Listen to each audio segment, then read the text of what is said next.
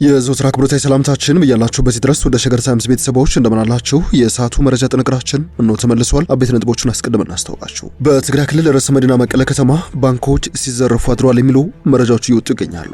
ዘረፋው በህወሓት ታጣቂዎች ጭምር የተደገፈ እንደሆነ እየተነገረ ይገኛል። ዝርዝሩን በጥንቅራችን እንመለከታለን። በትናንትናው ዕለት የአሜሪካ መንግስት በሀገሬ ለመቆየት ጊዜያዊ መሰረት የላችሁም በሚል የኢትዮጵያ ዜጎች በ60 ቀናት ውስጥ ከሀገሪቷ ለቆ እንዲወጡ ያሳለፈው ውሳኔ አስደንጋጭ ሆኗል። ይህ ውሳኔ የተላለፈበት ምክንያት ምን ይመስላል? የአሜሪካ መንግስት ይህን ውሳኔ ለሚቀበሉ አቅርባለ ያለ ጉርሻስ ምን ያክል ነው? ዝርዝሩን እንመለስበታለን። የአማራ ባንክ በ5 ወራት ውስጥ እጅግ መጠነ ሰፊ ትርፍ አግኝቻለሁ ሲል ይፋ አድርጓል። ባንኩ በተመሰረተ በጥቂት ዓመታት ብቻ መጠነ ሰፊ ኪሳራ ካስመዘገቡ በኋላ አገኘ የተባለው የትርፍ መጠን እያነጋገረ ይገኛል። እንመለስበታለን። የኤርትራው ፕሬዝዳንት ኢሳያስ አፈወርቂ በሳውዲ አረቢያ ጅዳ ኤርትራውያንን ሰብስበው ሲቀሰቀሱ ተሰምተዋል። ፕሬዝዳንቱ የእኛ ጥንካሬ ሀገራችንን መውደድ ነው፣ ገንዘብ አታባክኑ፣ ቆጥቡ ሲሉ ያስተላለፉት ምክር የብዙዎችን ቀልብ ስቧል። የመረጃ ጥንቅራችን ይመለከተዋል። እንደተለመደው ያለመጣችሁን አብራችሁን ቆዩ። የቻናላችን የዘወትር አክብሮታዊ ግብዣ ነው። ወደ ቀዳሚ ጉዳያችን እናምራ።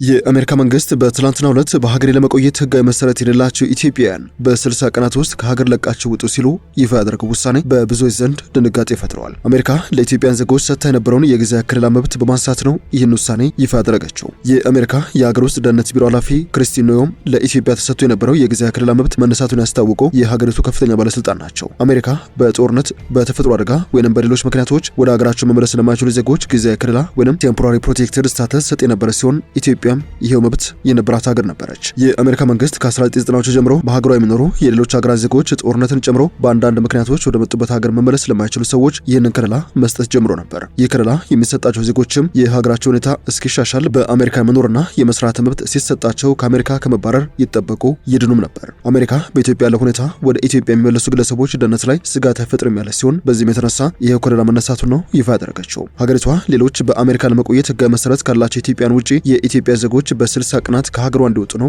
ጥብቅ ማሳሰቢያ ያስተላለፈችው። ቀድሞው ከአሜሪካ ለሚወጡ የትኬት ወጪያቸው እንደሚሸፈን $1000 ጉርሻ እንደሚሰጥና ለወደፊቱ ህጋዊ የኢሚግሬሽን እድል እንደሚኖራቸውም ገልጻለች። ከፈረንጆቹ የካቲት 13 በኋላ ከለላው እንደሚያበቃ ገልጻ ያለ ከለላው በአሜሪካ የሚኖር ኢትዮጵያ ዜጋ እንደምታሰርና ከሀገሯ እንደምታባረር ግልጽ ማስጠንቀቂያ አውጥታለች። አሜሪካ ከሳምንታት በፊት ተመሳሳይ ከለላ የነበራቸውን የደቡብ ሱዳን ዜጎችን መብት ማንሳቷ የሚታወስ ነው። በሰሜን ኢትዮጵያ የተካሄደውን ጦርነት ተከትሎ በፕሬዝዳንት ጆ ባይደን አስተዳደር ለኢትዮጵያን ጥገኝነት ጥያቄዎች ሲሰጥ የነበረው ይህ ጊዜ የህግ ጥበቃ አሁን በስደተኞች ላይ ጠንከር ያለ አቋም በሚያራምዱት ፕሬዝዳንት ትራምፕ አስተዳደር እንዲያበቃ ተደርጓል። ውሳኔ ይፋ የተደረገው የአሜሪካ ሀገር ውስጥ ደህንነት መስሪያ ቤት ኃላፊ ክሪስቲን ኖም የመንግስት ውሳኔዎች በሚወጡበት የፌዴራል መንግስቱ መድረክ ላይ ባወጡት ማስታወቂያ ነው። የሀገሪቱ የጸጥታ ሁኔታ በመመርመርና ከሚመለከታቸው የአሜሪካ መንግስት አካላት ጋር በመመካከር ኃላፊዋ ኢትዮጵያ ለጊዜያዊ ህግ ጥበቃ የሚያስፈልጉ ሁኔታዎችን የማታሟላ ናት የሚል ውሳኔ ያሳልፈዋል በማለት ነው ውሳኔውን ያሳወቁት። የአሜሪካ መንግስት ይህንን ህጋዊ ጥበቃ በመጀመሪያ ለ18 ወራት ተግባራዊ እንዲሆን ለኢትዮጵያን መስጠት የጀመረው ጥቅምት 11 2015 ዓ.ም የወቅቱ የሀገር ውስጥ ደህንነት መስሪያ ቤት ኃላፊ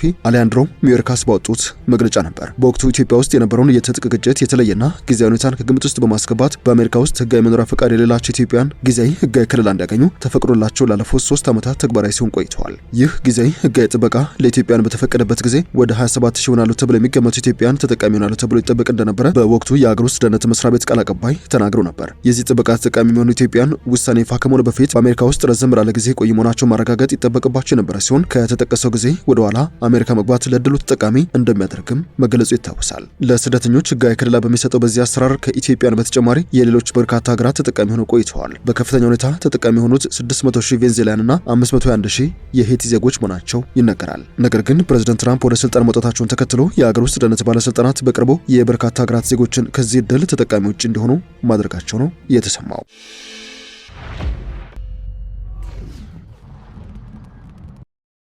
የሳቱ የመረጃ ጥንቅራችን እንደቀጠለ ነው።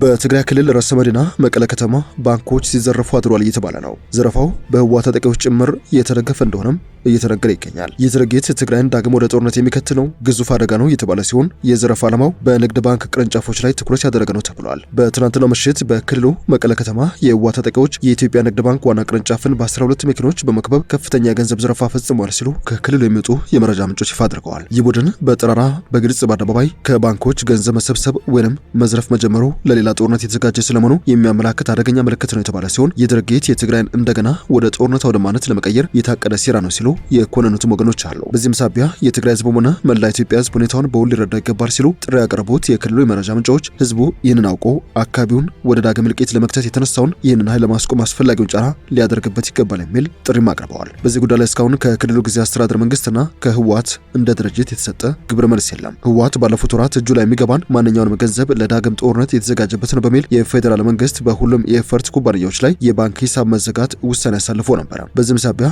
በትግራይ ክልል የገንዘብ እጥረት መከሰቱን ህወሓት እንደዚሁም ጊዜያዊ አስተዳደሩ ይፋ ማድረጋቸው አይዘነጋም።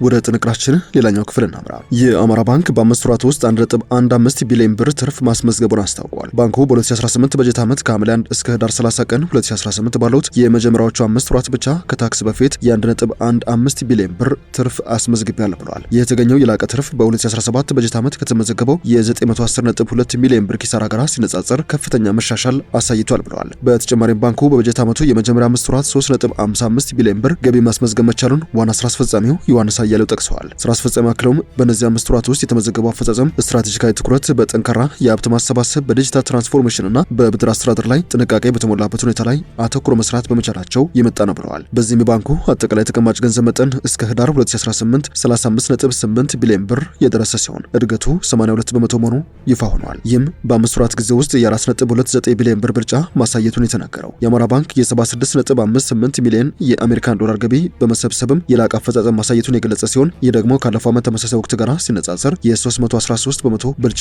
አለው ባይ ነው። ባንኩ ከተመሰረተ ጀምሮ ያቀረበው አጠቃላይ ብድርና የቅድሚያ ክፍያ አምና በተመሳሳይ ወቅት ከነበረበት በ53.8 በመቶ በማሳደግም ወደ 31.3 ቢሊዮን ብር ማበደር መቻሉን ይፋ አድርጓል። በተጨማሪም በዳር 2017 ከነበረበት 12.9 በመቶ ከፍተኛ ሁኔታ በመቀነስ ያልተከፈለ ወይንም የተበላሸ ብድር ጥምርታ በማውረድ ወደ 4.06 በመቶ እንዲደርስ ርብርብ መደረጉን ነው ይፋ ያደረገው። በጥቅሉ ባንኩ ባለፉት 5 ወራት በዋና ዋና የፋይናንስ አፈጻጸም ቁልፍ የስራ መስኮች ላይ ጠንካራና ከፍተኛ እድገት ማስመዝገቡን የገለጸ ሲሆን በዚህም ወደ ትርፋማነት መመለሱን ይፋ አድርገዋል።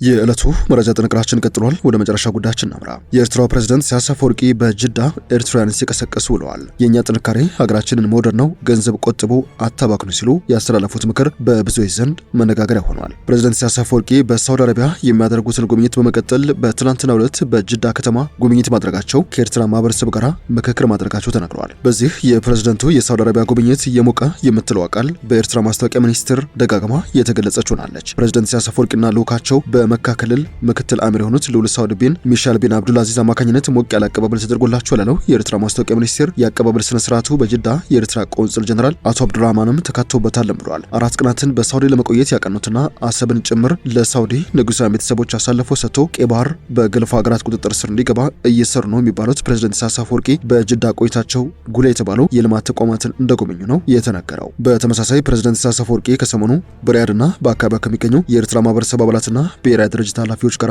ተገናኝተው መምከራቸውም በማስታወቂያ ሚኒስቴር በኩል ተጠቁመዋል። ፕሬዝዳንቱ በስብሰባው ላይ ኤርትራ ጥንካሬ በህዝቦቿ ሀገር ወዳድነት ላይ የተመሰረተ መሆኑን በመጥቀስ ዲያስፖራ ኤርትራን ከመጠን ያለፈ አባካኝነትን እንዲያቆሙ እንደዚሁም ገንዘብ መቆጠብን ባህላቸው አድርገው እንዲያዳብሩ ለቁጠባ ቅድሚያ እንዲሰጡ ማሳሰቢያ ሰጥተዋል። ወላጆች፣ ማህበረሰቦችና ብሔራዊ ድርጅቶች ልጆቻቸውን በአግባቡ እንዲከባከቡና ተገቢውን ሚና እንዲጫወቱም ነው ጥሪ ያቀረቡት። ይህ ጥሪ ምናልባትም በገንዘብ አጥፊነታቸው በህይወት ዘቢያቸው ከልክ በላይ ጠጥተውና እጽ ወስደው በመደባደብ እየታወቁ መጥተዋል የሚባሉትን በርካታ ኤርትራውያን የግብጽ መንግስት ከሰሞኑ ከሀገሪቱ አለቀው እንዲወጡ እንዲባረሩ መወሰኑን ተከትሎ የተላለፈ ሳይሆን አይቀርም ተብሏል። ፕሬዝዳንት ኢሳያስ አፈወርቂ ባህላችንን፣ እሴቶቻችንን መጠበቅ የወላጆች የማህበረሰቦችና የብሔራዊ ድርጅቶች ዋና ኃላፊዎች መሆን አለበት ሲሉ አጽንኦት ሰጥተዋል የተባለ ሲሆን ይህም እነዚህን እሴቶች አዳብረው ትውልድን ለማነጽ የተቀናጀ ንቃተ ህሊና ያለው ክትትል ይጠይቃል ሲሉ መልእክት አስተላልፈዋል። የኤርትራ ፕሬዝዳንት ዜጎች አደረጃጀትና ጽናትን እንዲያጠናክሩ በምክክሩ ላይ ጥሪ አቅርበዋል። በስብሰባው ላይ የተገኙት የኤርትራ ማህበረሰብ፣ የኤርትራ ሴቶች ብሔራዊ ህብረት፣ የህግደፍና የኤርትራ ጦር ተወካዮች በቀጠናዊና ዓለም አቀፋዊ ደረጃ በሚደረጉ ሰሞነኛ ክስተቶች፣ በዓለም አቀፍ ደረጃ በተከሰቱ ሰሞነኛ ጉዳዮች፣ በኤርትራና በሳውዲ አረቢያ መካከል ባለው ግንኙነትና ተያያዥ ጉዳዮች እንደዚሁም በአገር አቀፍ የልማት ፕሮግራሞች በእድገታቸው ላይ ያተኮሩ ጥያቄዎችን አቅርበዋል። ከዚህ ውጪ በአገር አቀፍ ጉዳዮች ላይ ተሳትፎ ለማሳደግ ያላቸውን እምነትም ገልጸዋል። ፕሬዝዳንት ኢሳያስ አፈወርቂ ለእነዚህ ጥያቄዎች ሰጡት የተባለ ግልጽ ምላሽ ግን በኤርትራ ማስታወቂያ ሚኒስቴር መግለጫ ላይ አልተካተተም። ወደ ሸገር ታይምስ ቤተሰቦች የዕለቱ የመረጃ ጥንቅራችን አበቃ። ስላደመጣችሁን አመሰግነን። በያላችሁበት ሰናይ ጊዜ